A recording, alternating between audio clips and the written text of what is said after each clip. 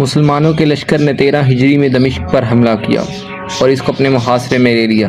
رومیوں کے بادشاہ نے دمشق والوں کی مدد کے لیے ایک بڑا لشکر روانہ کر دیا۔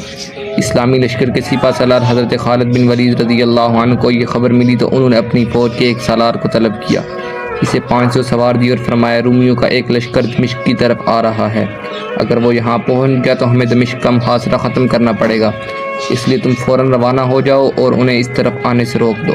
یہ نوجوان حضرت زرار بن ازور اسدی رضی اللہ تعالی عنہ تھے، اپنی جان بازی اور دلیری کی وجہ سے بہت مشہور تھے۔ حکم سنتے ہی اپنے 500 سواروں کو لے کر آندھی اور طوفان کی طرح روانہ ہوئے۔ دمشق کے قریب پہنچے تو معلوم ہوا اس کی تعداد 10,000 سے کسی طرح کم نہیں، جبکہ وہ صرف 500 تھے، گویا دشمن 20 گنا تھے۔ اس وقت بعد مسلمانوں نے حضرت زرار بن ازور رضی اللہ عنہ کو مشورہ دیا کہ ہماری تعداد بہت تھوڑی ہے، اتنی بڑی تعداد سے لڑنا اپنے آپ کو ہلاکت میں ڈالنا ہے، بہتر یہ ہے کہ مدد طلب کی جائے اور جب کمک آ جائے تب ان پر حملہ کیا جائے۔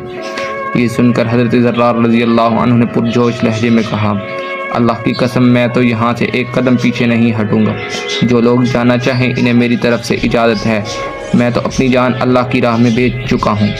ان کے الفاظ سن کر دوسرے مسلمان بھی جوش میں بھر گئے، انہوں نے فوراً کہا یہ تو ایک مشورہ تھا، ورنہ ہم بھی سر سے کفن باندھ کر نکلے ہیں۔ اب سب نے نعرہ تکبیر بلند کیا اور دشمن پر بجلی کی طرح پھونڈے۔ رومیوں کا خیال تھا ان مٹھی بھر آدمیوں کو ہم آن کی آن میں ٹھکانے لگا دیں گے، لیکن ان کی یہ خوش فہمی بہت جلد ہوا ہوگی، کیونکہ یہ سب لوگ بھی آخر بڑے تجربہ کار تھے۔ ان کی کمان رومی بادشاہ ہرقل کا ایک نامور سپہ سالار وردان کر رہا تھا، اس لیے جب ان 500 جان بازوں نے لڑائی شروع کی تو انہیں اپنے تجربے کی بنا پر معلوم ہو گیا کہ اگرچہ ان کی تعداد بہت کم ہے لیکن انہیں شکست دینا خالہ جی کا گھر نہیں۔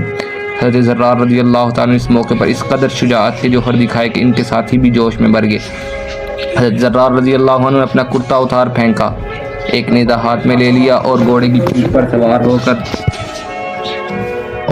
پیٹھ پر سوار کسی شیر کی طرح رومیوں کی طرف بڑھے۔ ان گنت رومی جنگجو جو اپنے سالار کی حفاظت کر رہے تھے وہ حضرت زرار رضی اللہ عنہ پر ٹوٹ پڑے، انہوں نے بھی ان رومیوں کو اپنے نیزے کی انی پر رکھ لیا۔ یہ نیزہ بازی کے بہت ماہر تھے، صرف ایک نیزے سے لڑتے تھے۔ وردان کی حفاظت کرنے والوں میں اس کا بیٹا حمران بھی شامل تھا، وہ بھی بہت بڑا جنگجو تھا۔ اس نے اپنے فوجیوں کو شرم دلائی کہ وہ ایک آدمی پر قابو نہیں پا سکتے۔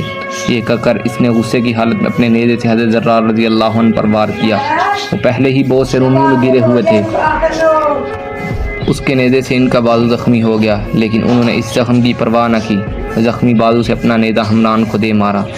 حمران زخمی ہو کر گرا اور خاک و خون میں لوٹنے لگا۔ رومیوں نے اس کے گرنے پر اپنا گھیرا اور تنگ کر لیا۔ ایسے میں کچھ اور مسلمان سر دڑ کی بازی لگا کر حضرت زرار رضی اللہ عنہ کی مدد کے لیے بڑھے۔ اسی لمحے حضرت زرار کے گھوڑے نے ٹھوکر کھائی اور وہ زمین پر گر پڑے۔ بے شمار رومیوں نے انہیں چھاپ لیا، پھر انہیں اور ان چند مسلمانوں کو گرفتار کر لیا جو ان کی مدد کے لیے ان کے نزدیک پہنچ گئے تھے۔ گرفتار ہونے والے ان مسلمانوں میں حضرت عبد الرحمن بن ابی بکر رضی اللہ عنہ کے غلام حضرت سالم رضی اللہ عنہ بھی تھے۔ وہ راستے میں کس طرح خود کو چھڑا کر باغ نکلنے میں کامیاب ہو گئے اور سیدھے حضرت خالد بن ولید رضی اللہ عنہ کی خدمت میں پہنچ گئے۔